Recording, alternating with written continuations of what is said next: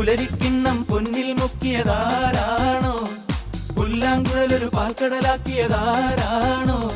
നമ്മുടെ മഴവിൽ കനവിൻ അതിരിനി പൂമാനം. ഈ മുത്തുമണത്തിനു ചുറ്റും മതിലുകളാകാശം. നമ്മുടെ മഴവിൽ കനവിൻ അതിരിനി പൂമാനം.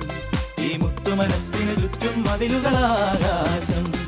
പുലരിക്കിണ്ണം പൊന്നിൽ മുക്കിയതാരാണോ? പുല്ലാങ്കുഴലൊരു പാൽക്കടലാക്കിയതാരാ?